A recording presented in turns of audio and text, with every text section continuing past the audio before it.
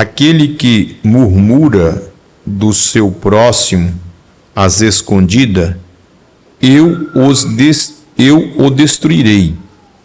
Aquele que tem olhar altivo e coração soberbo, não suportarei.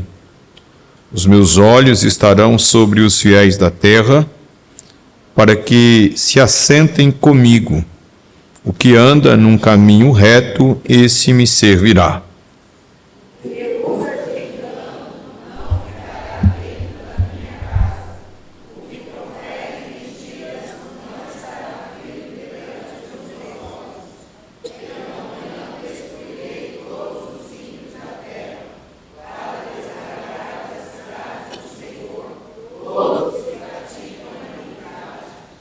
Vamos orar. Quantos mais necessitam de oração?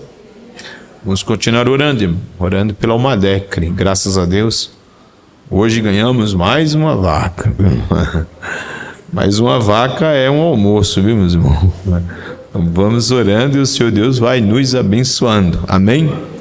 Vamos orar pelos irmãos que estão enfermos. A irmã Helena está recuperando, na sua casa. Vamos orar por ela, porque ela sempre está aqui orando pela igreja nas manhãs.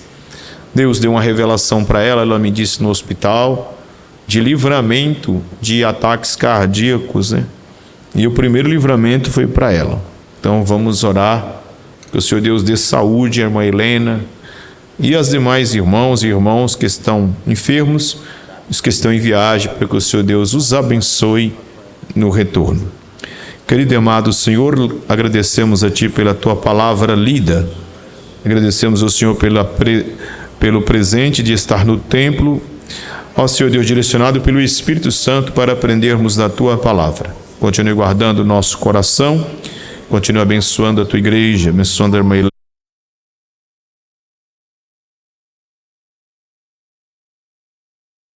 Também os irmãos e irmãs que viajam, Senhor. Guarda os Teus filhos, livrando de todo acidente, todo incidente e toda armadilha do inimigo. Pedimos isso, Senhor, e Te agradecemos em nome de Jesus.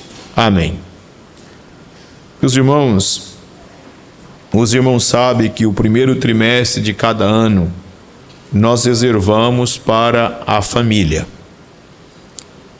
Eu devo dizer aos irmãos que eu aprendi isso com a esposa do meu primeiro pastor. O primeiro trimestre do ano, ela reunia as irmãs e tirava um propósito de oração pelas famílias. E eu sempre imaginei que isso é algo que Deus se agrada. Então, o primeiro trimestre do ano, além de orar como pastor, eu começo a trilhar também pela palavra. E trabalho com temas que foca a realidade da família. O DAF está aqui apto para trabalhar nos mínimos detalhes, de forma que o primeiro trimestre é o pontapé inicial do ano, que não para. Deus tem dado à igreja, irmãos, pessoas qualificadas para áreas múltiplas da família. Não tem por que a família cristã sofrer dentro da igreja, quando a igreja tem a palavra e também o Senhor Jesus constituiu dentro da igreja pessoas com capacidade para trabalhar em outras matérias, principalmente aquelas mais sociológicas. E o DAF pretende assim trabalhar, e é o meu desejo que nós tenhamos condições de atender desde a maternidade até a fase longeva, com a devida vênia que a família precisa. Nós estamos com um propósito de oração e teremos o nosso seminário no final do trimestre com esse tema. Diga comigo: transformando minha casa em um lar. Irmãos, essa palavra transformar, ela é bem propícia para o tema, porque ela está falando de uma palavra que o grego traduz a palavra transformação em Romanos 12:2 por metamorfo. Essa palavra metamorfo, que dá origem à metamorfose, ela não é de fora para dentro, mas ela é de dentro para fora. Nós estamos falando de uma transformação de uma casa em um lar. O que é uma casa e o que é um lar? A casa é isso aqui que nós estamos, o prédio físico. O lar somos nós, o relacionamento. Então é possível uma pessoa ter uma linda casa e não ter um lar. E é possível a pessoa ter um lindo lar e não ter uma casa. Mas é possível a pessoa ter uma linda casa e um lindo lar. A casa, irmãos, é aquilo que se vê por fora. O lar é aquilo que se vive dentro. Às vezes as pessoas vivem uma linda casa, mas ele não tem lar. A palavra lar, dentro da sua etimologia latina, é palavra que tem uma origem cultural que varia. Ela pode vir da palavra lare, da onde deriva a palavra lareira, e a expressão lareira é aonde as pessoas se esquentavam. Mas a palavra lar também vem de laros, e a palavra laros também é um termo para as divindades que protegiam o lar. A expressão romana para esses deuses era penates, da onde deriva aquela palavra de despensa. Então, dentro da cultura religiosa, esses deuses, esses espíritos, eles eram responsáveis para manter a despensa da casa, a alimentação, e era eles que propiciavam para o lar a proteção daqueles que viviam. Daí porque lar é uma expressão para algo sagrado. Então, uma casa, ela começa, meus amados, ela é o primeiro templo, né, que a gente tem. Dentro do contexto de lar, para a fé cristã, lá revela o relacionamento que o povo de Deus passa a ter dentro da sua casa. Tem muitas pessoas que têm um lar e têm um sonho de ter uma casa. São pessoas que vivem bem, alegres, felizes, mas também sonham ter uma linda casa. Tem pessoas que trocariam a sua linda casa por um lar. Tem pessoas que têm a capacidade de transformar a sua casa em um lar. E tem pessoas que têm a capacidade de transformar o seu lar em simplesmente uma casa. E nós aqui estamos com o Salmo 101 com uma proposta de transformar a minha casa. Hoje nós, que vivemos em uma realidade urbana bem diferente, se você pegar Cuiabá há 70 anos, percebia que nunca poderíamos imaginar aqui um templo nessa suntuosidade. No fundo desse templo nós temos um condomínio de primeiro mundo, lindas casas. Mas percebe que nessas lindas casas, dentro dessas camadas mais altas da sociedade, há pessoas que não têm um lar, que desinteressam de viver, que estão depressivos, angustiados, e não sabem o que fazer, porque não conseguem ter dentro dessa casa felicidade, ter paz. Logo o termo para lar casa é aquilo que nós construímos, as paredes, mas lar é aquilo que proporciona afeto, carinho, proteção, diálogo. A palavra lar dá a entender daquele calor que a lareira produz, mas não é aquele calor do fogo tão somente, mas é o calor humano, é aquela capacidade de se perceber, de se entender. Hoje nós vivemos uma realidade sociológica bem diferente, em que nós temos uma estrutura física invejável aos olhos do passado, mas desesperadora. Porque existem pessoas que a casa é tão grande, mas não tem convivência, ao ponto dos membros da família hoje conversar por mensagens ou por e-mails, porque não tem tempo sequer de ter um relacionamento digno de família. O Salmo 101, ele é considerado dentro dos livros dos Salmos, que são 5, e a maioria dos escritos dos Salmos são de Davi. Ele é chamado de um salmo real, porque é o salmo em que o salmista ele apresenta um preceito pedagógico para os reis. Este salmo Davi compôs com base em Deuteronômio capítulo 17, que é as instruções para o monarca que regeria o reino de Israel.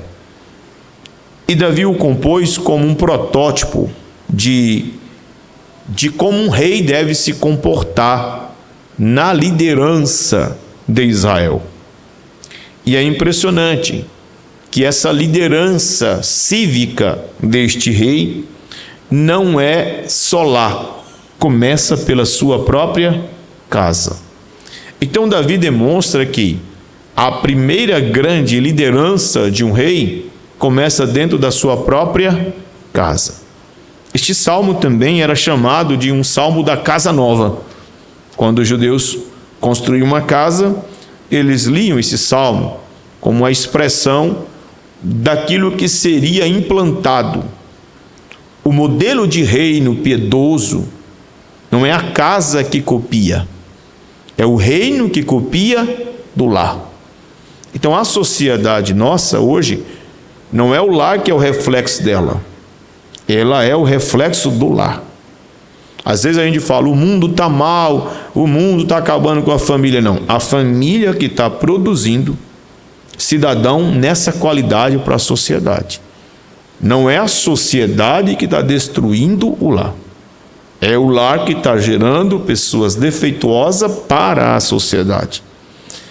E quando nós vemos a sociedade nesse pé, antes de resolvermos o que é consequência, precisamos trabalhar na origem. A origem de cidadão é a família. Se a família está má, logo, obviamente, que a sociedade vai mal. Então, o que nós temos hoje é uma sociedade cujo papel da família se tornou tão somente social.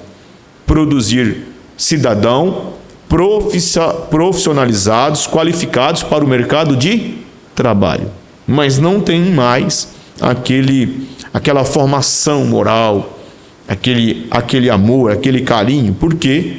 Porque as nossas casas, o nosso convívio familiar está sendo um tanto quanto diferente do que as Escrituras nos ensina. O Salmo 101, Davi revela que um bom líder não é aquele que lidera bem a sociedade, mas um bom líder é um líder que lidera bem a sua própria casa. E uma boa liderança de casa transforma uma casa em um lar, em um lugar de afetos. Ora, aonde a gente aprende a respeitar, aonde a gente passa a ter visão de hierarquia, porventura não é a casa? E o respeito que temos à casa é por medo? Não, por temor. A gente respeita o pai, respeita a mãe, protege o filho. Por quê? Porque há um calor humano gerado por essa empatia de todos. O Salmo 101 é interessante, porque Davi começa por ele, passa para os membros da casa e vai para a sociedade. Se você vê o Salmo 101, ele divide em 3 partes. Primeiro, ele revela o que ele vai fazer com ele, para que tenha um lar feliz. Depois, ele revela como ele vai tratar, quais serão as disciplinas do lar, para depois ele dizer que vai sair para a sociedade, para mudar a sociedade. Então, este salmo, ele é importante, mas eu quero ser breve, porque nós iremos trabalhar algumas casas transformadas em lares, E este salmo, o departamento da família, depois nós reuniremos e vamos estabelecê-lo como tema para o nosso seminário, que eu creio que todos nós participaremos. Como transformar a minha casa em um lar, não é? Como transformar a minha casa em um local onde eu tenha prazer de estar. Porque tem pessoas que têm linda casa, mas os partícipes dessa casa não têm prazer em viver nela. Por quê? Porque muita gente diz, minha casa é um inferno. Enquanto outros moram numa palhoça que diz, minha casa é um pedacinho do céu. Por que isso? Porque há uma transformação. Irmão, este sonho americano que entrou no Brasil, ele é muito real. Essas casas suntuosas, né? Coisas lindas, a gente quer copiar. Inclusive, nós vemos que há sempre uma cópia do que há de melhor, né? Do glamour social. Sempre foi assim. Paris já foi isso, a Grécia já foi isso, né? Cada momento o mundo apresenta uma sociologia que passa a se modelar. Mas o que a gente percebe é que nunca vivemos um estrago tão grande na família como agora. Porque quando a gente comia o kibebe, quem conhece o que é kibebe aqui? Levanta a mão. Pois é. Quando a gente comia kibebe, comia junto. Mas agora a picanha, nem estamos tendo mais apetite por ela. As pessoas não têm prazer. O que está acontecendo? A culpa é de quem? A gente culpa tudo, irmão. Mas é preciso ver que antes da culpa existe um caminho para a nossa casa ser um lar feliz. Logo, o salmista apresenta o verso 1. Leia o Salmo 101, verso 1. Vamos ler juntos. 1, 2, 3.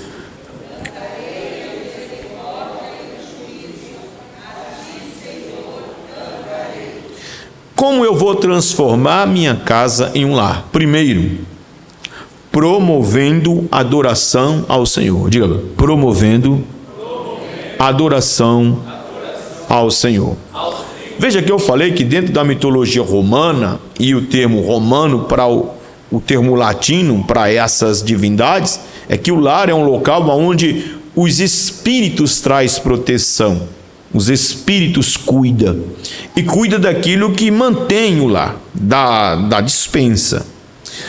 Então todo lar tem que ter um propósito. E existem casas que o propósito é egocêntrico, em que o dono da casa estabelece metas que glorifiquem seu nome. Existem muitas famílias que elas pensam mais no seu nome, no sobrenome, do que no nome do Senhor. Então, você, meu filho, não pode fazer isso, porque você não pode escandalizar o nome de seu bisavô, tataravô, porque nós somos isso. Pronto, a família gira em torno de não escandalizar aquele sobrenome. O salmista no Salmo 101, ele está dizendo como ele vai reinar em Jerusalém, como ele vai reinar em Israel. E óbvio, começando pela sua casa, ele revela que ele vai celebrar de forma que o nome do Senhor seja louvado. Observa o salmista dizendo, ele vai dizer, quem vai cantar? Sou eu, cantarei, diga, cantarei. Bom, esse cantarei aqui é cantar continuamente, não é cantar um momento e parar.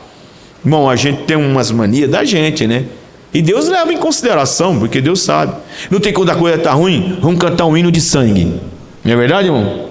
Vamos cantar um hino forte para expulsar o demônio? Não, irmão. O crente canta hinos de louvor ao Senhor. Nós não precisamos, irmão, qualquer hino que a gente louvar o Senhor recebe. Não, cantar hino forte que o diabo vai embora. Não, olha o que ele está dizendo. Cantarei. O que ele vai cantar? Ele explica. A misericórdia e o juízo.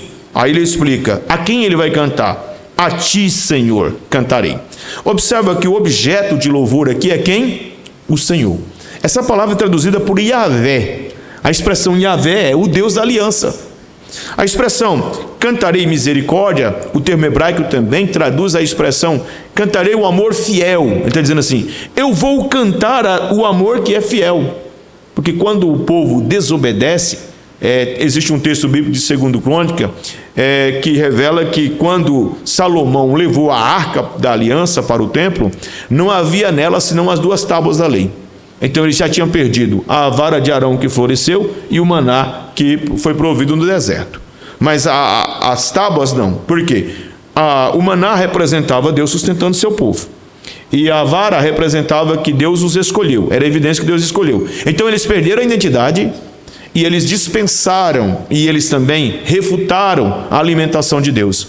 Mas as duas tábuas representavam Deus dizendo: vocês perderam a minha identidade e vocês me esqueceram. Vocês repugnaram o meu maná, o meu alimento. Mas eu sou fiel. O que eu escrevi está escrito e ninguém tira. O que o salmista está dizendo? Eu vou cantar a misericórdia e o juízo. A ti, Senhor, cantarei. O lar, irmão, ele é para nós um protótipo do reino de Deus. A nossa casa, para se transformar em um lar, ela não tem que ter modelos humanos. O modelo é aquele que Paulo escreveu em Efésios capítulo 5, verso 25. Paulo aos Efésios está explicando quem é a igreja e como a igreja vive. A partir do capítulo 4, ele vai explicar como a igreja anda entre nós irmãos, no mundo. Mas ele fala também como a igreja deve conviver como família, esposo, na vida conjugal, paternal, fraternal, social. Paulo explica como a igreja vive no mundo secular, no trabalho, ele explica. Essa forma de viver revela que a minha igreja não é, que minha casa não é a extensão da igreja. A minha casa é a extensão da igreja. Não. A igreja é a extensão da minha casa. A igreja começa na minha casa. E porque a igreja começa na minha casa, quando eu reúno com os irmãos, eu formo a grande família. E não tenho dificuldade. E o modelo para isso é promover a adoração ao Senhor. Agora, Davi não está dizendo, eu vou apanhar a minha casa para cantar. Ele não está dizendo isso, ele está dizendo, eu vou cantar. E eu vou cantar o quê? Eu vou cantar a misericórdia e o juízo. E quem será o objeto da minha adoração? A ti, Senhor. O problema nosso é que nós achamos que Deus vai enviar na nossa casa um anjo para mudar o relacionamento da nossa família. Sim ou não? E a gente fala, pastor, olha para minha casa, é porque lá em casa tem um demônio. Deus usa, olha pastor, a gente está cantando alegre, aí tem um parente meu lá que ele é endemoniado, né? A gente só fala dos outros. Davi está dizendo dele, eu serei esse agente de transformação. E como eu serei? Adorando ao Senhor. Então ouça aqui, irmão. Deus está nos revelando que o agente de transformação da nossa casa somos nós. Somos nós. Somos nós que Deus vai usar. E a gente fica esperando outras pessoas aparecerem para mudar a nossa casa. Não, Davi está dizendo, eu cantarei. Eu sei o que eu vou cantar. Eu vou cantar a misericórdia e vou cantar o juízo.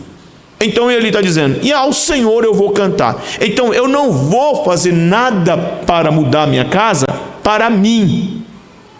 Eu vou fazer para que glorifique o nome do... Quem está entendendo, diga amém.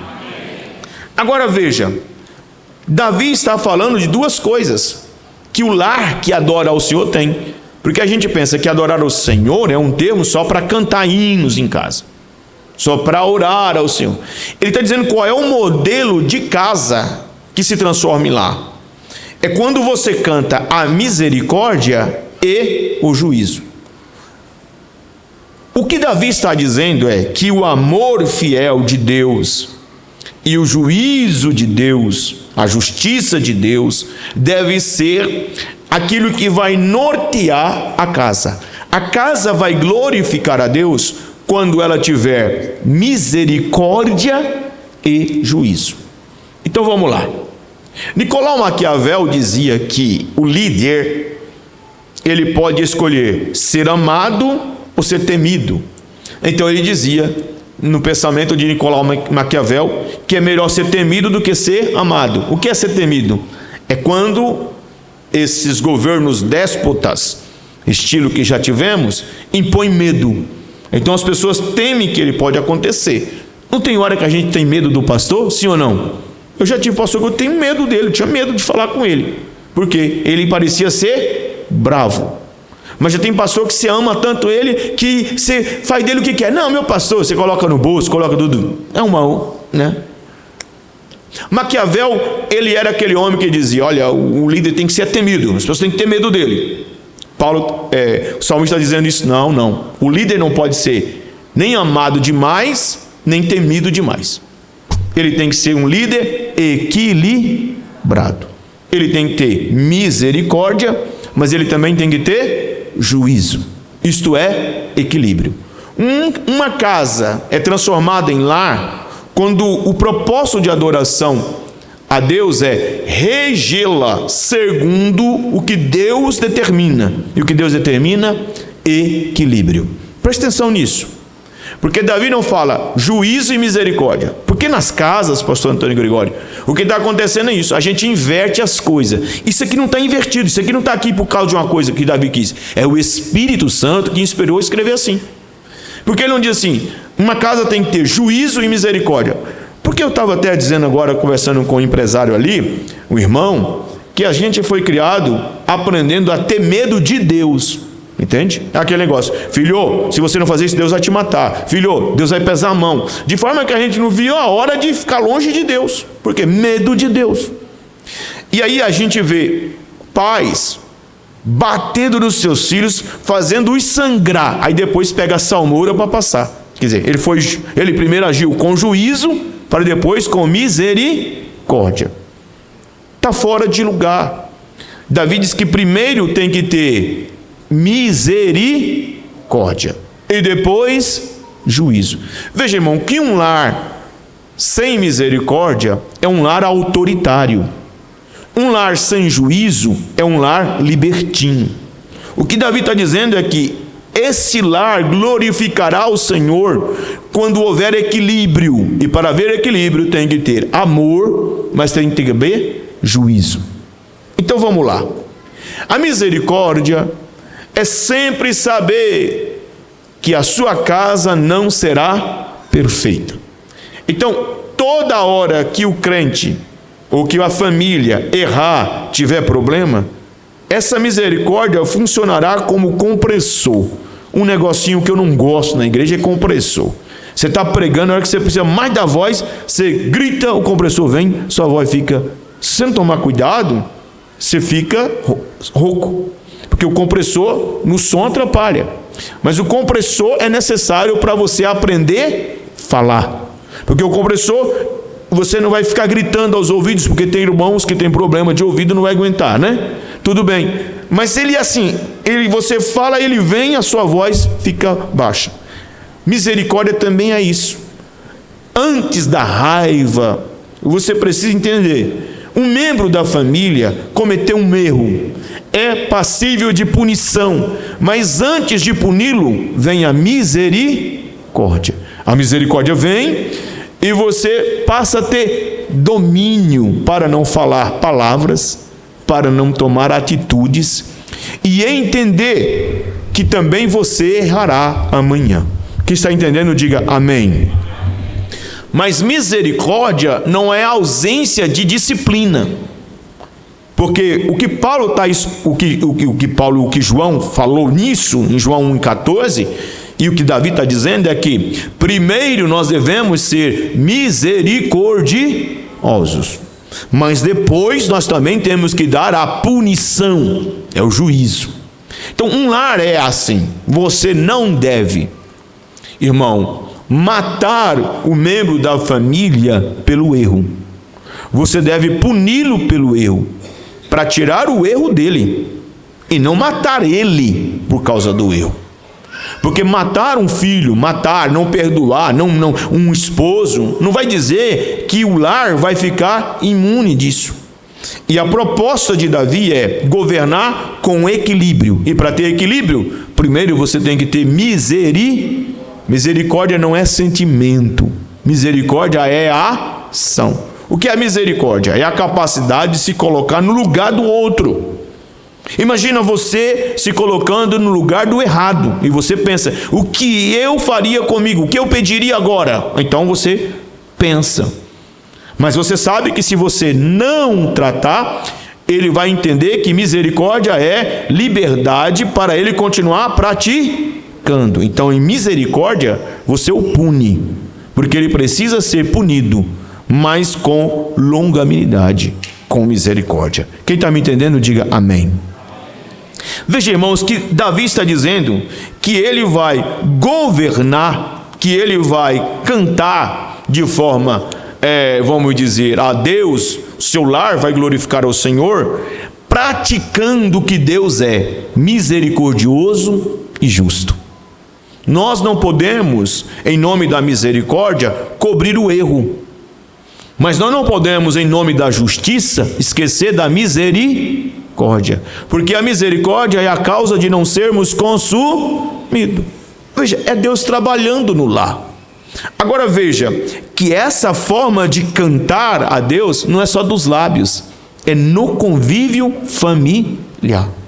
Existem muitas casas que a misericórdia é tirada. Aí fica aquela casa cheia de juízo, né? Mata, destrói. Porque existe gente da casa que sai morto dentro da casa. Existem pessoas que saem com tanta maldição que os pais falaram, que quando vai para o casamento, o desintoxicar leva décadas. Não é?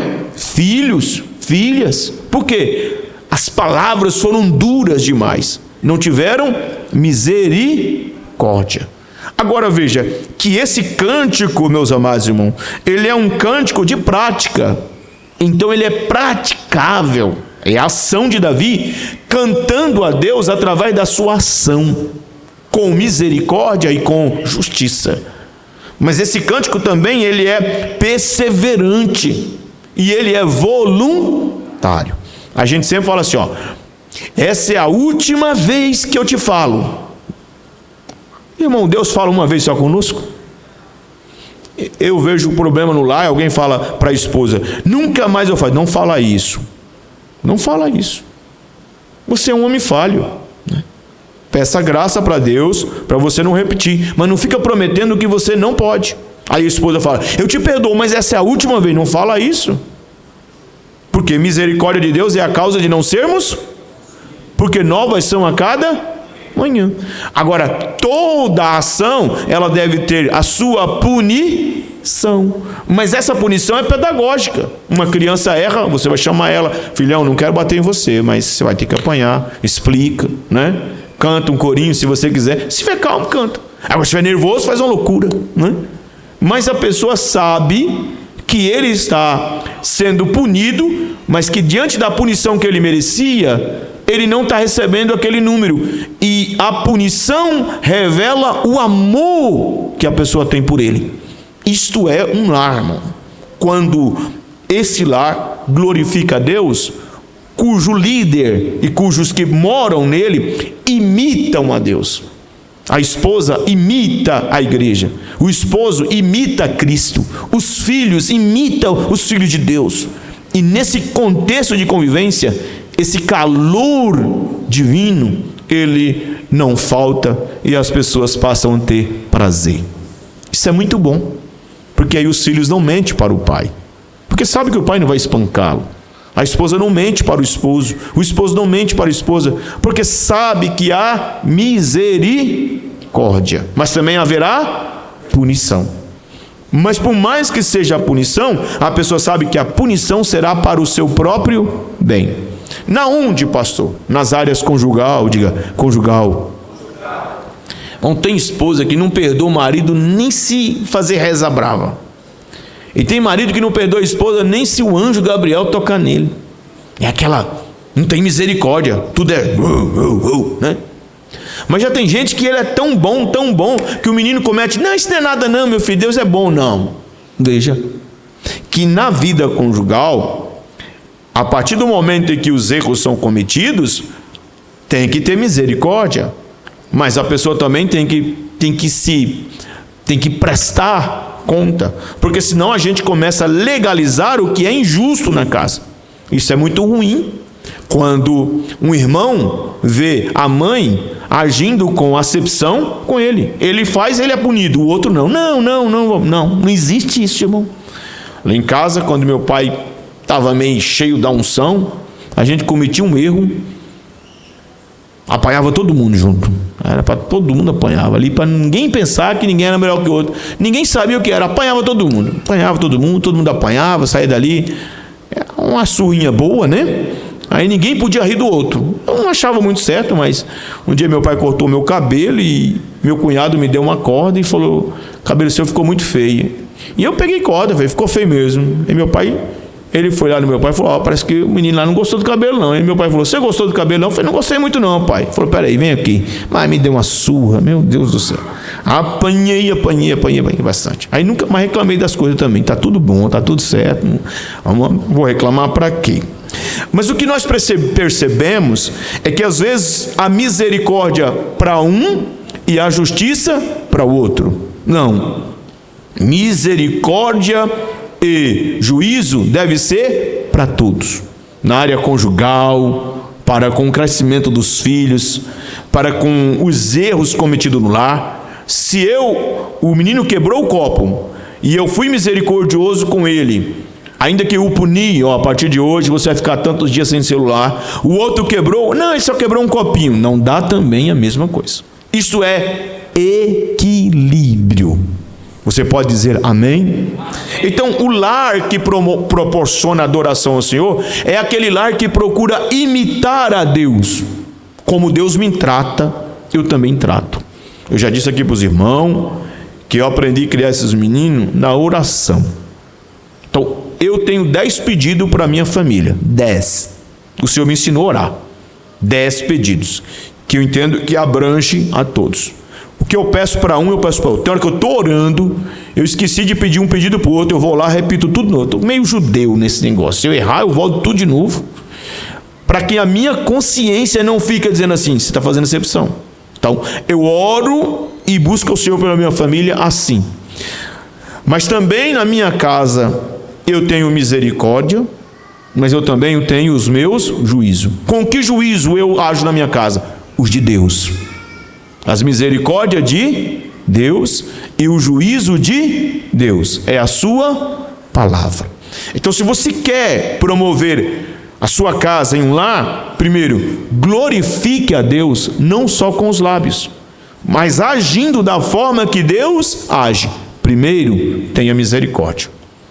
Eu vi um pai um dia que o filho pegou um carro, o filho estava distanciado, e o filho foi para um local, bebeu e perdeu o controle, bateu o carro. O pai chegou correndo lá, e o filho caído e o carro batido, e o pai chegou lá: e o carro, tá bom? O carro estragou muito? O carro estragou muito? E o filho começou a chorar e ficou irado.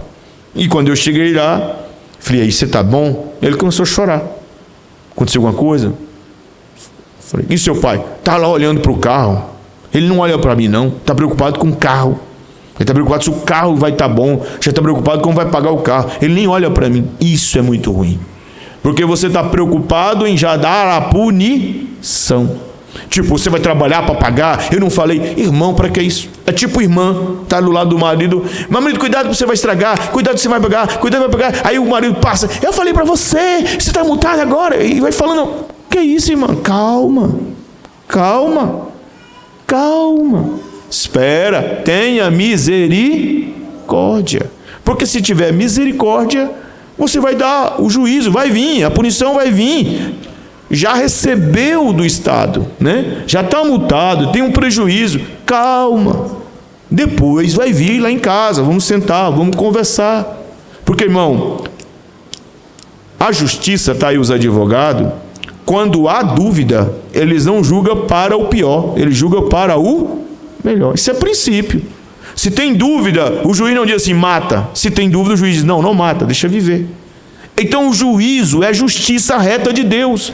E a justiça de Deus não é para matar, é para corrigir, para que a pessoa viva com alegria dentro da sua casa.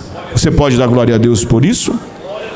Então, o que promove a adoração numa casa? Quando nós agimos com equilíbrio. Nem muito amoroso e nem muito ditador, mas equilibrado. Primeiro, com misericórdia. O pastor Antônio Gilberto, ele focaliza o verso 14 de João, capítulo 1, ele diz assim: e o verbo se fez carne, e habitou entre nós, e nós vimos a sua glória, como a glória do unigênito do Pai, cheio de graça e de verdade. Não foi cheio de verdade e de graça. Quer dizer, nós não aprendemos a verdade, praticamos a verdade para herdar a graça. mas a graça foi pedagógica para conosco. É por isso que Paulo, escrevendo a Tito, no capítulo 2, verso 11, diz que a graça se ha manifestado, trazendo salvação a todos os homens, ensinando-nos. A palavra paidagogos ali é ensinando como uma criancinha. O que a graça faz? A graça nos ensina até a gente aprender. É tipo um professor infantil que não se enfada de ensinar a criança até que a criança aprenda. Isso é graça, isso é misericórdia. E é isso que deve ter na nossa casa. A capacidade de ensinar até que a pessoa cumpra a justiça.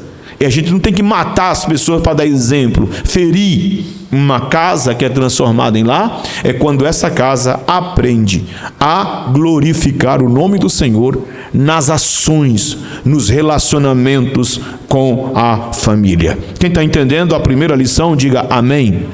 Porque às vezes a gente fica aqui, ó, irmão, temos que amar. Lá em casa acaba com a família, bate nos filhos, agride a esposa. Tem uns homens bravos. Um dia desses eu fui conversar com um homem e a esposa dele com medo. Ele olhando para ela, ela olhava para ele com medo. Eu falei, irmã, a senhora está com medo dele? Ela falou, tô, pastor. Mas por que, irmã, a senhora está com medo dele? Não, porque ele é brabo. Brabo como assim, irmã? Ele bate em mim. Ele empurra a senhora assim? Não, ele bate, ele deu um murro. Eu falei, o senhor deu um murro nela? É. Eu falei, eu queria que ela fosse minha irmã, para o senhor dar um murro nela. Ele olhou para mim e falou, você não tem vergonha, rapaz? Bater na sua esposa? Eu sou um homem, rapaz. Eu fiquei irado com ele. Como que um homem bate numa mulher? Ignorar. Aí cheguei, irmãos, aí quer falar de amor de Deus. Como você fala de amor de Deus aqui?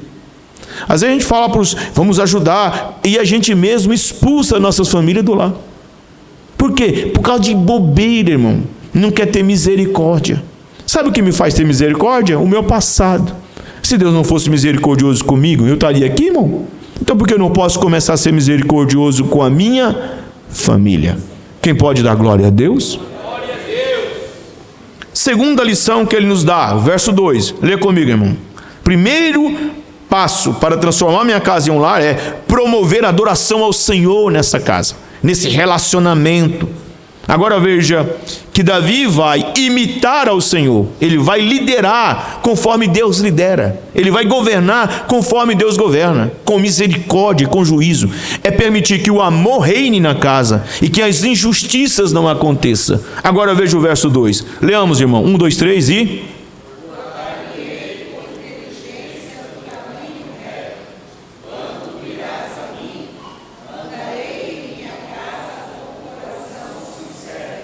Tá, a segunda coisa que essa casa promove a adoração. Mas essa casa que teme ao Senhor e que é misericordiosa e justa, ela gera um comportamento ético modelar. Diga, ela gera um comportamento ético modelar. Esse modelo é modelo para a igreja, esse modelo é modelo para a sociedade, e esse modelo ele é expressado em alguém na família que incorpora Cristo, no sentido, se essa palavra não é bem colocada, porque incorporar é espírito, né? Mas a palavra de Deus encarna nessa pessoa.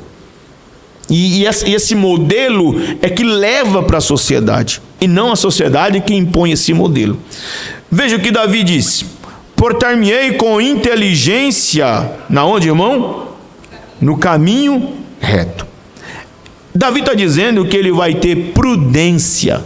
Em outra versão fala com sabedoria. Em outra versão fala prudência. O que é isso, pastor? Ele não está pedindo sabedoria para sair de casa, não. Ele não está pedindo sabedoria para andar fora, não. Ele está dizendo: portar-me-ei com prudência no caminho reto. Na onde, irmão? No caminho reto. Davi está dizendo: eu vou andar com prudência. Prudência, a palavra sabedoria, que o termo grego é sofia, é algo que só Deus dá. Ela vem através do temor a Deus. Provérbios 1 e 7. O temor do Senhor é o princípio da sabedoria. Não é conhecimento, inteligência, intelecto, não. É sabedoria. Sabedoria de Deus é dada através da comunhão, da reverência ao Senhor. Mas prudência é a prática. A sabedoria vem aqui, ó. A prática é o que Davi está pedindo. Eu vou andar e portar-me com prudência no caminho reto. Meus amados, a gente observa hoje que às vezes a gente, na igreja, a gente é linha reta, mas quando chega na casa, bagunça tudo. Bagunça ou não bagunça? Olha, irmão, eu acredito que essa postura de Davi é uma postura prudente, porque o caminho do Senhor, ele é um caminho reto. E ele está dizendo, eu vou me portar, eu vou me esforçar, eu vou ser prudente no caminho reto. É o que eu falo aqui, eu tenho que viver lá em casa. Eu tenho que andar. Esse é um comportamento ético. Essa ética não é uma ética relativista, hedônica, egocêntrica. Sabe o que é ética relativa? É aqueles princípios do sofista, que você argumenta, fala bonito aqui, mas lá não precisa viver, lá é outra verdade. Não tem crente que ele fala assim, na minha casa quem manda é o pastor. Não, quem manda na minha casa sou eu. Aí pega o microfone e fala, meu pastor. Mas para que isso, irmão? Né? Aí a esposa está falando, oh Jesus amado, olha ele aí, né? É ruim isso aí, não é, irmão? Por que você está falando isso? Olha, irmão, a prudência é, eu vou me esforçar para praticar aquilo que eu aprendi. Eu vou lutar para andar no caminho reto. Irmãos, abra a Bíblia em Provérbios 24, 3, 4 e 5, leia o texto. Provérbios 24, versículo 3, 4 e 5. Quem encontrou, pode ler.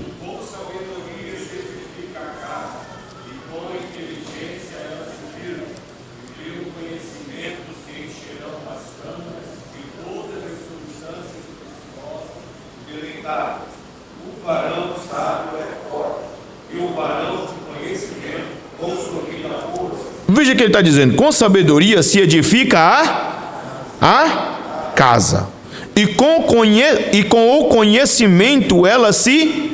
Esse conhecimento aqui, irmão, é convivência. Essa palavra conhecimento é muito traduzida para a expressão gnose no grego, é uma expressão de intimidade.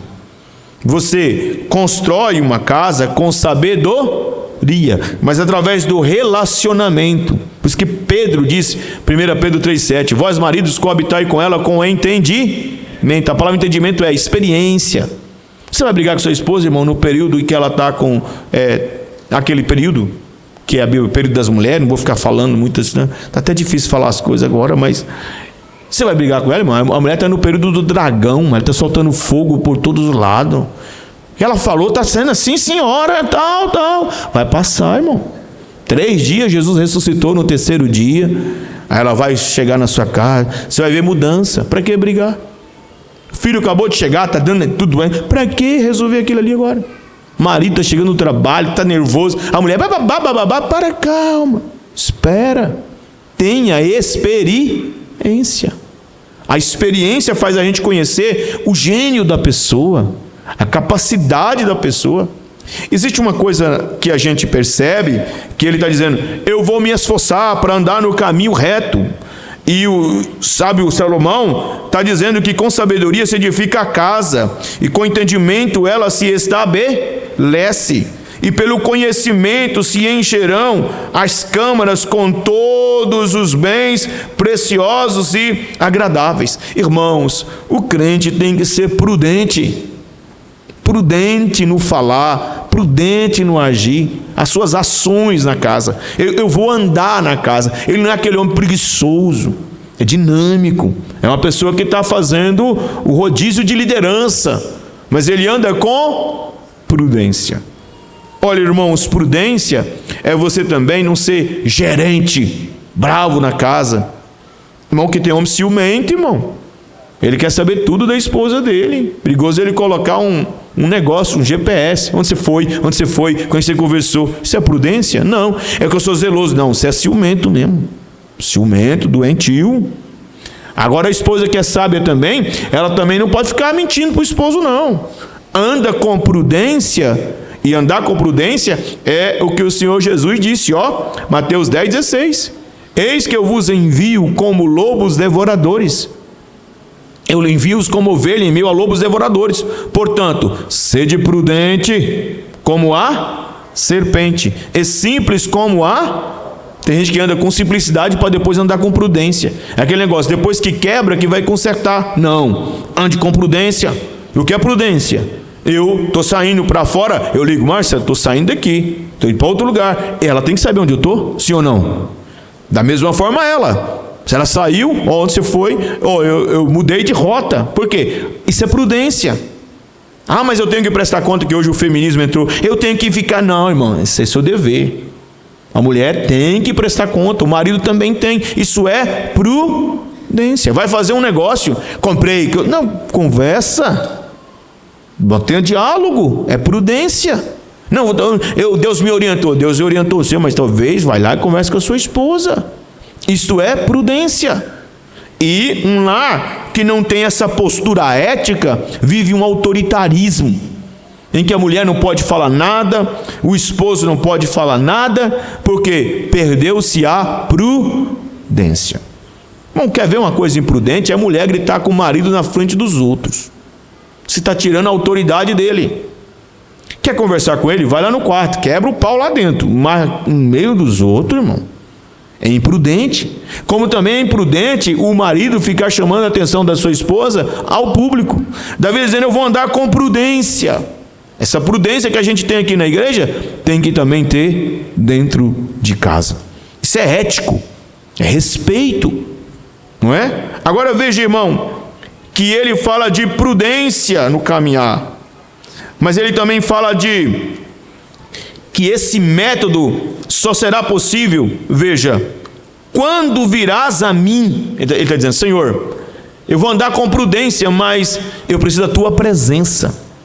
Davi, ele não vai andar com prudência na presença só da sua família. Ele convida o Senhor para estar presente na sua casa. E o que nós observamos hoje é que na presença do Senhor, na casa da gente, às vezes a gente nem se preocupa, não é?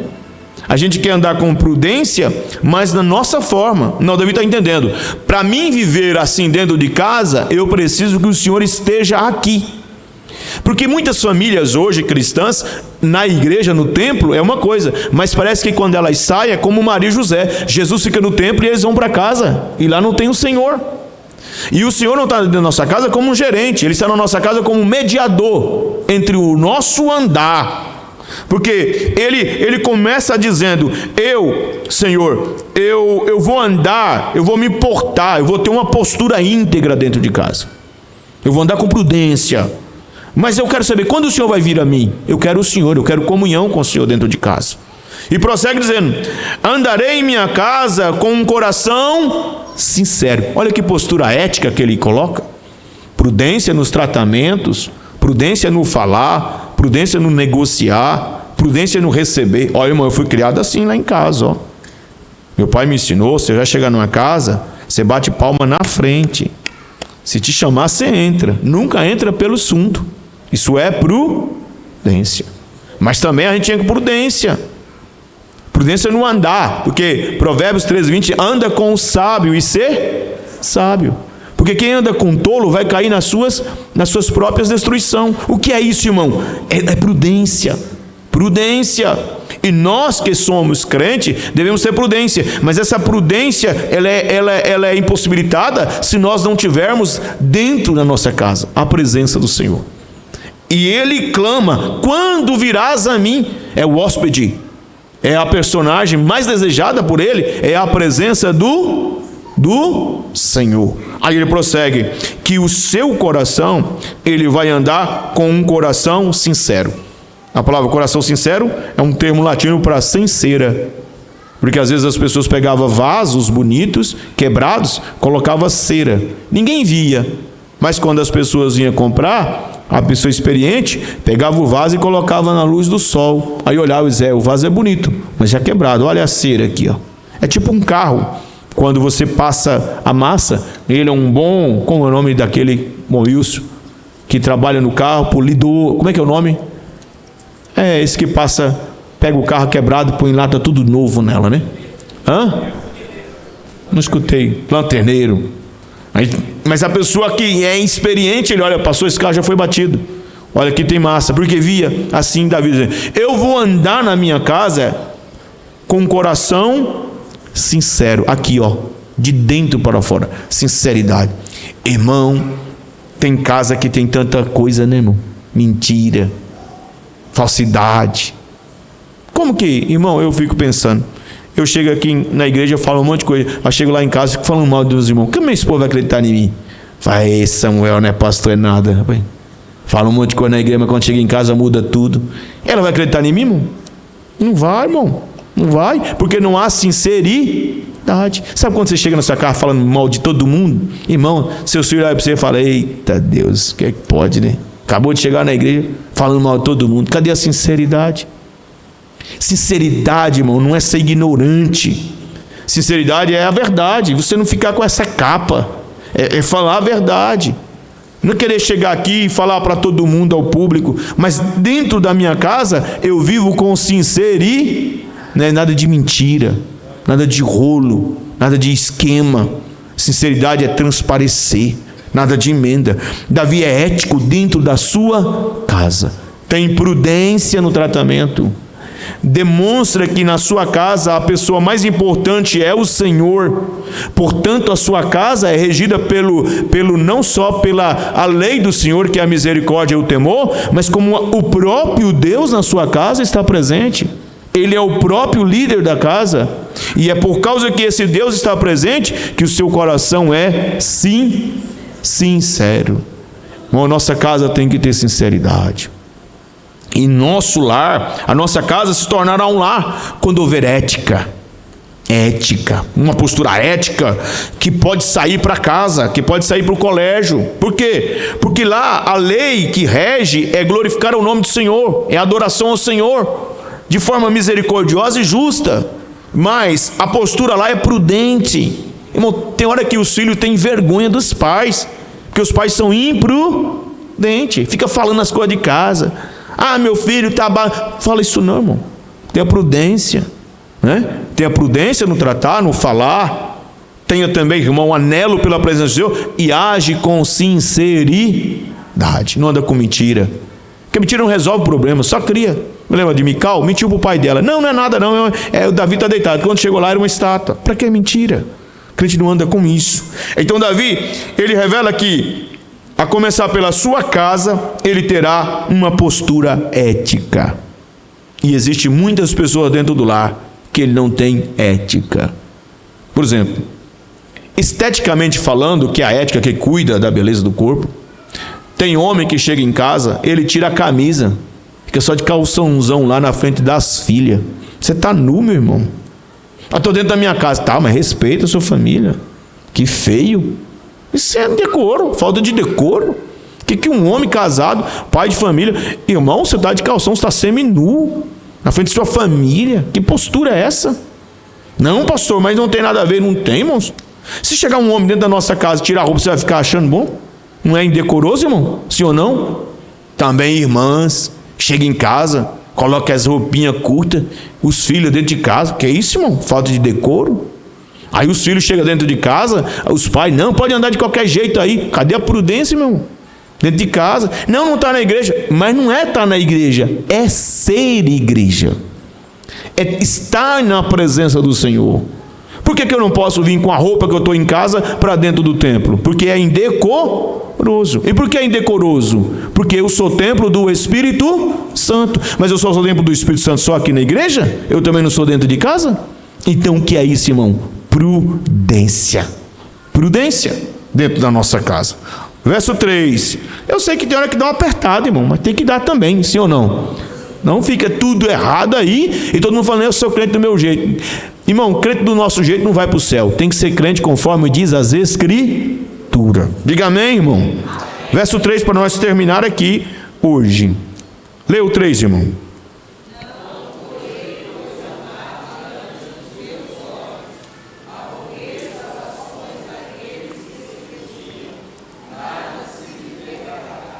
Ainda leu 4, irmão.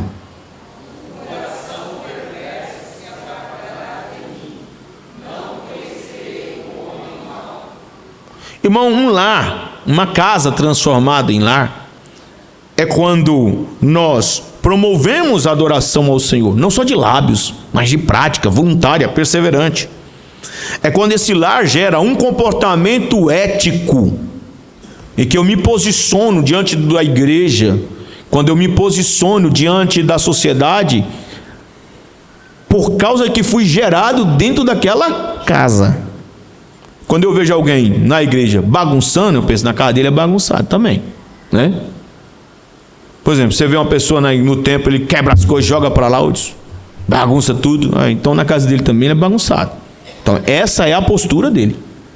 Quando eu vejo alguém desrespeitando as autoridades da igreja, falando, então na casa dele também ele é assim. Ele aprendeu lá assim, o reflexo da casa dele é aqui. Então vamos lá. Mas o terceiro aspecto de uma casa transformada em lar é aquela casa que produz uma segurança eficaz. Diga, segurança eficaz. Sabe o que é você sentir seguro na sua casa? Não é bom, meus amados? Sim ou não? Sim ou não? Veja o que ele está dizendo. Ele está dizendo, não porei coisa má diante dos meus olhos. Essa palavra coisa má é coisa injusta, coisa ilegal. O Wayne Wiersbe, ele diz que tudo que o coração deseja, os olhos logo alcançam. Davi está dizendo, eu não vou colocar coisas más, coisas injustas diante dos meus olhos. Ele está dizendo assim, na minha casa não vai ter isso não. Ele está dizendo, na minha casa eu não vou colocar coisas más diante dos meus olhos. Irmãos, a casa é segura e a nossa casa, ela é protegida hoje. Os irmãos moram com casas muradas, não é verdade? Portão, tem segurança, está aí um Alasca que trabalha com isso, né? Ele tem a empresa disso aí, vários irmãos têm. Então você está lá nos Estados Unidos, né? Bom, Edson vai lá para os Estados Unidos, ele consegue olhar no celular dele e ver como está a casa dele. Ele vê tudo, porque está seguro. Então qual é o problema da casa? O problema da casa não é o problema de fora, é de dentro. Sabe qual é o problema de dentro? Abrir porta. O salmista está dizendo, eu não vou trazer para a minha casa coisas más. Eu não vou olhar, não vou colocar os meus olhos nas coisas más. Eu não vou permitir isso. Eu não vou deixar isso acontecer. Coisas injustas. Ele está dizendo, não porei coisa má diante dos meus olhos. Ele está dizendo, primeiro, Davi está dizendo, a minha visão não será uma visão totalmente antiética, coisa injusta. Hoje nós vivemos um mundo do relativismo. Rui Barbosa disse que chegaria um tempo que as pessoas teriam vergonha de ser honesto. E tem muito crente, irmão, que aceita, principalmente nesse período de eleição. É uma oportunidade boa de ganhar dinheiro. Não pego. Olha, irmão, graças a Deus, ó, eu levanto as minhas mãos para o céu. Eu morei numa cidade aqui no interior, e chegou o período daquele governo que tinha aquele negócio que ganhava dinheiro. As crianças, né? Como é o nome daquele? PROL. Era um cartãozinho lá que você ganhava. Alguém chegou para mim e disse, pastor, o senhor não tem carteira assinada? Não tenho. Então, o senhor tem como ganhar duas rendas, até 3, renda cidadã, um negócio lá. Era bom, dava para ganhar 3 salários. Eu disse, não, obrigado, eu tenho uma esporta da igreja. Não, mas não é registrado, pastor. A gente coloca os 2 filhos do senhor, são estudantes, o senhor vai ganhar. Eu não posso. Por quê? Porque eu sei que lá o governo fala que é para quem ganha X salário. Então a esporta que eu tenho ultrapassa isso aí, era mais de um salário, né? Era um salário, então dá mais de um salário, e eu não vou pegar. Pastor, mas ninguém sabe, o senhor não tem carteira. Mas eu sei, eu não pego. E eu não peguei, mas tem muito crente que pegou. Aí veio a explosão de corrupção, é governo corrupto, é governo, mas você também você pegou, você também ajudou, você não pode falar nada, porque seus olhos trouxeram e cobiçaram coisas injustas. E nós, crentes, dentro da nossa casa, tudo que entrar deve glorificar ao Senhor nosso Deus. Você pode dar glória a Deus por isso? A segurança, irmão, não é o que as pessoas podem fazer com o meu lar, é o que eu não vou fazer. A segurança do lar, irmão, olha, eu fico olhando violências sexuais dentro de casa, violências domésticas, femicídio. O problema do lar não é o ataque externo, porque do ataque externo quem cuida é Deus. Salmo 127, ele disse que se o Senhor não edificar a cidade, se o Senhor não construir, se o Senhor não guardar a cidade, em vão vigia o sentinela. Quem cuida é Deus. Mas o que nós estamos fazendo dentro da nossa casa? O que nós estamos cobiçando? Qual é a nossa visão? Às vezes a gente está visando coisas injustas, coisas que aos olhos do Senhor é desagradável, e a gente está colocando coisas más dentro das nossas casas por causa dos nossos olhos. Por quê, irmão? Porque a nossa visão está como a de Eva. Porque ela olhou para aquela fruta, porque o diabo induziu ela, e quando ela viu, ela percebeu que era gostoso, desejoso. Porque Ló olhou e desceu para Sodoma, porque viu que era bem regada como o jardim de Deus. Mas o que faz a igreja caminhar é ter uma visão diferente. E o crente eleva os olhos para cima e diz: meu lar é o trono de Deus. Eu governo, Davi está dizendo, eu governo o Israel de Deus, porque o trono de Deus está dentro da minha casa. O palácio, a sede do governo não é Sião, é a minha própria casa. E eu não tenho tempo para olhar para outra coisa, senão olhar para a beleza do Senhor nosso Deus. Diz amém quem está entendendo? Segurança, porque quem está dentro não quer colocar coisas más diante dos seus olhos. Primeiro ele diz assim: eu vou me imunizar, eu não vou olhar. Mas ele prossegue dizendo: odeio a obra daqueles que se desviam. Ele está dizendo: meu olho não vou colocar, eu não vou colocar. Aí você pergunta: como, pastor? Jó 31:1. Fiz aliança com os meus olhos. Como, pois, colocaria numa virgem? Crente, dentro do lar, ele tem que ficar vendo as coisas do mundo, não. Salmo 73 quase desviou, porque eu fico olhando a prosperidade dos ímpios. Fica olhando as prosperidades dos ímpios, aí quer trazer as coisas ímpias para dentro da casa.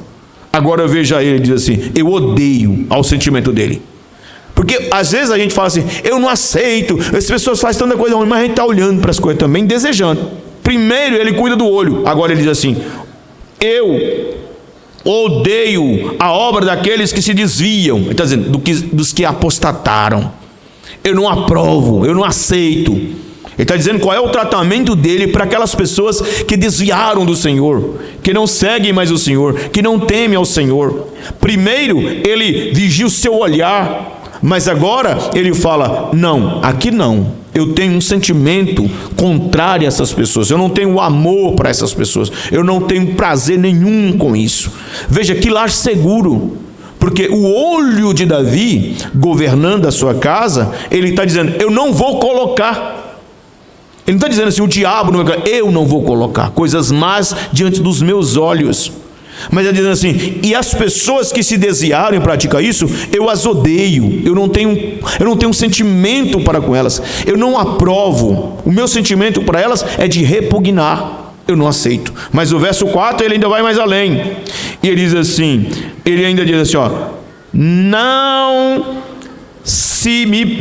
nada se pegará a mim. Aí está dizendo assim: eu vou me imunizar. Essas coisas más não vão entrar nos meus olhos. Essas pessoas más que desviaram não vão me influenciar. Por quê? Nada se pegará a mim. Por quê, pastor? Porque ele vai estar imunizado.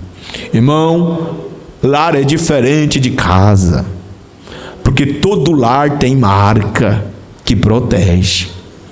A casa de Israel em Gósen tinha marca redentiva: cordeiro. Interessante, lá na porta tinha a marca do sangue, mas dentro da casa, o que eles faziam, irmãos? Comia do cordeiro. Porque essa casa é segura? Porque o Deus que protege do ataque externo alimenta internamente. Deus alimenta a casa. Casa é segura, porque Deus está protegendo lá fora, mas Ele está te fortalecendo aqui dentro, e você sente a presença do Senhor. Você pode dar glória a Deus por isso. E aí terminamos o verso 4 dizendo assim: um coração perverso se apartará de mim, não conhecerei o homem mau. O coração perverso se apartará de mim. Aqui, coração. Como que esse coração perverso vai se afastar de mim? Eu não vou ter intimidade com o homem mau. Irmão, na nossa casa, se nós queremos ter um lar seguro, os nossos olhos não podem ser colocados em coisas injustas. Pois bem, e ele diz assim: olha, irmão, a gente deve repreender e mostrar um sentimento contrário às pessoas que apostataram e desviaram das coisas de Deus.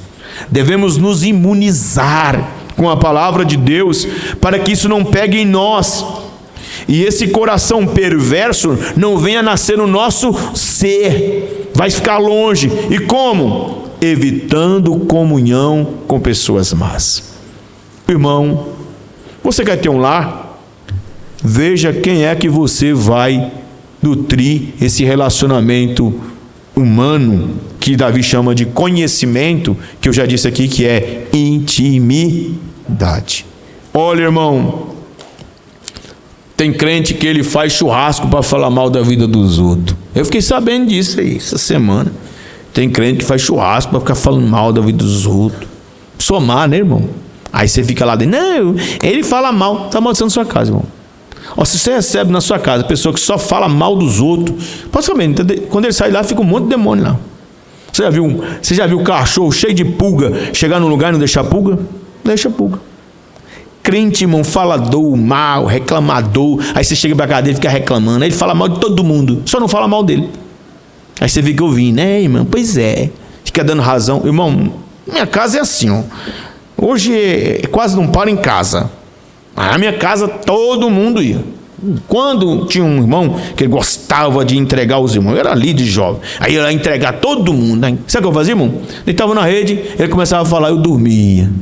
Quando eu acordava, cadê ele? Foi embora. Aí, no outro dia ele vinha, eu dormia. Eu ficava ouvindo gente, irmão, mal. Gente mal, irmão, são pessoas destrutivas. Sabe, tem crente que critica construtivamente e tem crente que critica destrutivamente. O que é a crítica construtiva? Pastor, esse copo é muito transparente. Eu acredito que é melhor o senhor trocar ele por um outro copo que fica melhor para o senhor. Isso é uma crítica construtiva. Crítica destrutiva é ficar falando: aquele copo lá não vale nada, aquele copo lá, mas nunca fala. Nunca apresenta a solução. Crítica construtiva é quando você vê o erro, fala as consequências, mas apresenta a solução. Aí seu lar está uma benção. Aí você fala: pastor, ora por minha casa, porque minha casa, pastor, estava tão bem, pastor, começou a ficar mal. Aí o homem mau chegou na sua casa. Aí você foi lá relacionar com ele, ouvir ele. Irmão, se você quer um lar seguro, administre o que Deus te deu, porque o diabo não tem poder para chegar à sua tenda. Não é isso que o salmista diz? Praga alguma chegará à sua tenda. Por que você vai olhar para essas coisas? Por que você vai trazer essas coisas para dentro da sua casa?